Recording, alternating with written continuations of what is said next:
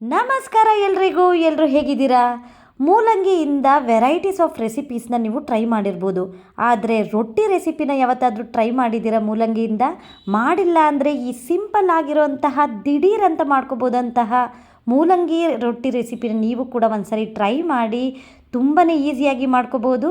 ಈ ರೆಸಿಪಿ ಇಷ್ಟ ಆದರೆ ಖಂಡಿತ ಸಬ್ಸ್ಕ್ರೈಬ್ ಮಾಡ್ಕೊಳ್ಳೋದನ್ನು ಮರಿಬೇಡಿ. ಹಾಗಾದರೆ ರೆಸಿಪಿ ಶುರು ಮಾಡೋಣ ಬನ್ನಿ. ನಾನಿಲ್ಲಿ ಒಂದು ಕಪ್ನಷ್ಟು ಅಕ್ಕಿನ ಚೆನ್ನಾಗಿ ತೊಳೆದು 2 ಅವರ್ ನೆನೆಸಿ ಇಟ್ಟಿದ್ದೆ. ಚೆನ್ನಾಗಿ ನೆಂದಿತ್ತು ಕೂಡ.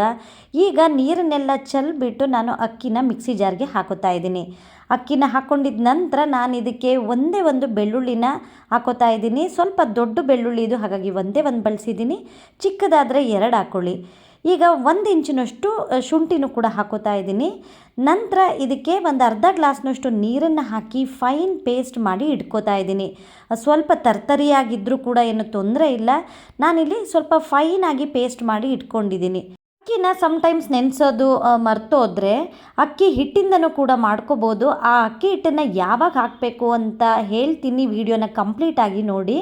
ಈ ಚಿಕ್ಕದಾಗಿರುವಂತಹ 5 ಮೂಲಂಗಿನ ತೊಗೊಂಡಿದ್ದೀನಿ. ಸಿಪ್ಪೆನೆಲ್ಲ ತೆಗೆದು ಕ್ಲೀನಾಗಿ ತೊಳೆದ್ಬಿಟ್ಟು ಅದನ್ನು ಈಗ ತುರಿದಿಟ್ಕೋತಾ ಇದ್ದೀನಿ. ನಾನು ತೊಗೊಂಡಿರೋಂತಹ ಅಕ್ಕಿ ಕ್ವಾಂಟಿಟಿ ಹಾಗೆ ಮೂಲಂಗಿ ಕ್ವಾಂಟಿಟಿಯಿಂದ 6ರಿಂದ 7 ರೊಟ್ಟಿನ ಆರಾಮಾಗಿ ಮಾಡ್ಕೋಬೋದು. ಈಗ ಚೆನ್ನಾಗಿ ತುರಿದಿಟ್ಕೊಂಡಿದ್ದೀನಿ. ಈಗ ಇದನ್ನು ಒಂದು ಬೌಲ್ಗೆ ಹಾಕೋತಾ ಇದ್ದೀನಿ. ನಂತರ ಇದಕ್ಕೆ ನಾವೇನು ಅಕ್ಕಿ ಹಿಟ್ಟನ್ನು ರುಬ್ಬಿಟ್ಕೊಂಡಿದ್ವಲ್ಲ ಆ ಹಿಟ್ಟನ್ನು ಹಾಕೋತಾ ಇದ್ದೀನಿ ಕಂಪ್ಲೀಟಾಗಿ. ನಾನಿಲ್ಲಿ ಎಕ್ಸ್ಟ್ರಾ ನೀರನ್ನು ಎಲ್ಲೂ ಆ್ಯಡ್ ಮಾಡಿಲ್ಲ.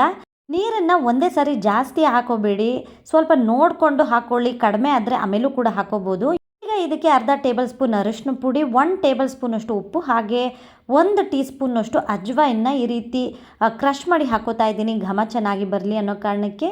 ಹಾಗೆ 1 ಟೀ ಸ್ಪೂನ್ನಷ್ಟು ಕೊಲೋಂಜಿ ಸೀಡ್ಸ್ನ ಹಾಕ್ಕೊಂಡಿದ್ದೀನಿ. ಹಾಗೆ 1 ಟೀ ಸ್ಪೂನ್ನಷ್ಟು ಚಿಲ್ಲಿ ಫ್ಲೇಕ್ಸ್ನ ಹಾಕ್ಕೊಂಡು ಸ್ವಲ್ಪ ಕೊತ್ತಂಬರಿ ಸೊಪ್ಪನ್ನು ಕೂಡ ಉದುರಿಸ್ಕೋತಾ ಇದ್ದೀನಿ. ನಂತರ 1 ಟೀ ಸ್ಪೂನ್ನಷ್ಟು ಗರಂ ಮಸಾಲಾನ ಹಾಕೋತಾ ಇದ್ದೀನಿ. ಹಾಕ್ಕೊಂಡ್ರೆ ಫ್ಲೇವರ್ ಚೆನ್ನಾಗಿರುತ್ತೆ, ಹಾಗಾಗಿ ಇಲ್ಲಿ ಬಳಸಿದ್ದೀನಿ. ಈಗ ಎಲ್ಲದನ್ನು ಚೆನ್ನಾಗಿ ಮಿಕ್ಸ್ ಮಾಡ್ಕೊಳ್ಳಿ. ಅಕ್ಕಿನ ರುಬ್ಬೋ ಟೈಮ್ನಲ್ಲಿ ಸ್ವಲ್ಪ ಜಾಸ್ತಿನೇ ನೀರು ಹಾಕಿ ರುಬ್ಕೊಂಡಿದ್ದೆ, ಹಾಗಾಗಿ ಸ್ವಲ್ಪ ತೆಳುವಾಗಿದೆ ಅನ್ನಿಸ್ತು.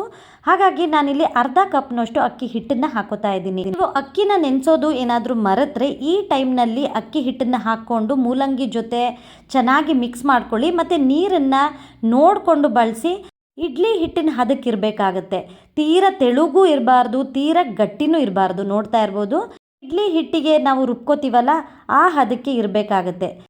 ಅಕ್ಕಿನ ನೆನೆಸ್ಬಿಟ್ಟು ನೀವೇನಾದರೂ ಮಾಡೋದಾದರೆ ತಕ್ಷಣವೇ ಮಾಡ್ಕೋಬೋದು. ಅಕ್ಕಿ ಹಿಟ್ಟನ್ನು ಬಳಸಿ ನೀವು ಮಾಡೋದಾದರೆ ಒಂದು 10 ನಿಮಿಷ ಅದನ್ನು ನೆನೆಯೋಕೆ ಬಿಟ್ಟು ನಂತರ ನೀವು ಮಾಡ್ಕೋಬೇಕಾಗತ್ತೆ. ಆಗ ಚೆನ್ನಾಗಿ ನೆನ್ಕೊಂಡಿರುತ್ತೆ ಅಕ್ಕಿ ಹಿಟ್ಟು. ಹಾಗಾಗಿ ಈಗ ಹಂಚನ್ನ ಕಾಯೋಕೆ ಇಟ್ಟಿದ್ದೆ. ಅದ್ರ ಮೇಲೆ ಸ್ವಲ್ಪ ಎಣ್ಣೆನ ಹಾಕ್ಕೊಂಡು 1 ಸೌಟ್ನಷ್ಟು ನಾನು ಬ್ಯಾಟರ್ನ ಹಾಕ್ಕೊಂಡಿದ್ದೀನಿ.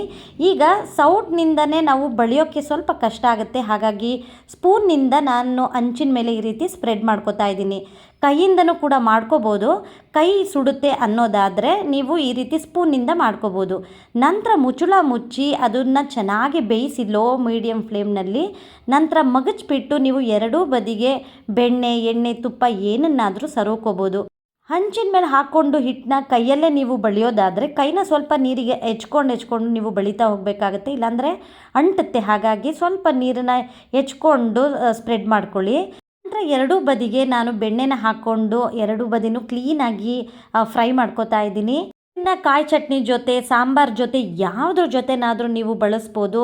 ಇಲ್ಲ ಅಂದರೆ ಉಪ್ಪಿನಕಾಯಿ ಜೊತೆನೂ ಕೂಡ ತುಂಬಾ ಚೆನ್ನಾಗಿರುತ್ತೆ. ಮೊಸರು ಉಪ್ಪಿನಕಾಯಿ ಜೊತೆ ಅಂತೂ ಇನ್ನೂ ತುಂಬಾ ಚೆನ್ನಾಗಿರುತ್ತೆ.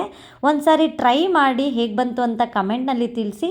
ಈಗ ಮತ್ತೆ ಒಂದು ಅದೇ ರೀತಿ ಮಾಡಿ ತೋರಿಸ್ತಾ ಇದ್ದೀನಿ. ಪ್ರತಿ ಸಾರಿನೂ ಹಿಟ್ಟನ್ನು ಹಂಚಿಗೆ ಹಾಕೋಗಿಂತ ಮುಂಚೆ ಸ್ವಲ್ಪ ಎಣ್ಣೆಯಲ್ಲಿ ಸರುಕೊಂಡು ನಂತರ ಹಿಟ್ಟನ್ನು ಹಾಕಿ ನಂತರ ಈ ರೀತಿ ಸ್ಪೂನ್ನಿಂದ ಸರುಕೋತಾ ಹೋಗಿ. ಸ್ಪೂನ್ನಿಂದ ಮಾಡೋದ್ರಿಂದ ಕೈ ಸುಡುತ್ತೆ ಅನ್ನೋದು ಇಲ್ಲ, ಮತ್ತು ಎಷ್ಟು ತೆಳುವಾಗಬೇಕೋ ಅಷ್ಟು ತೆಳುವಾಗಿ ನೀವು ಸ್ಪ್ರೆಡ್ ಮಾಡ್ಕೋಬೋದು.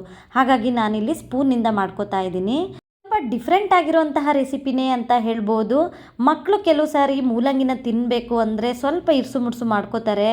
ಈ ರೀತಿ ಮಾಡಿಕೊಡಿ, ಮೂಲಂಗಿಯಿಂದ ಮಾಡಿದ್ದೀವಿ ಅಂತ ಖಂಡಿತ ಅನಿಸಲ್ಲ. ಟೇಸ್ಟ್ ಮಾತ್ರ ಅದ್ಭುತವಾಗಿರುತ್ತೆ. ಈ ರೆಸಿಪಿ ನಿಮ್ಮೆಲ್ಲರಿಗೂ ಇಷ್ಟ ಆಗ್ತಿದೆ ಅನ್ಕೋತೀನಿ. ಈ ರೆಸಿಪಿ ನಿಮ್ಮೆಲ್ಲರಿಗೂ ಇಷ್ಟ ಆದರೆ ಖಂಡಿತ ನನ್ನ ಚಾನಲ್ನ ಸಬ್ಸ್ಕ್ರೈಬ್ ಮಾಡ್ಕೊಳ್ಳೋದನ್ನು ಮರಿಬೇಡಿ. ಮುಂದೆ ಇದೇ ರೀತಿ ಸಿಂಪಲ್ ಆಗಿರೋಂತಹ ರೆಸಿಪೀಸ್ನ ನಿಮ್ಮೊಂದಿಗೆ ಶೇರ್ ಮಾಡ್ತಾನೆ ಇರ್ತೀನಿ. ನೆಕ್ಸ್ಟ್ ರೆಸಿಪಿಯಲ್ಲಿ ನಿಮ್ಮನ್ನು ಭೇಟಿ ಆಗ್ತೀನಿ. ಅಲ್ಲಿವರೆಗೂ thank you for watching my video.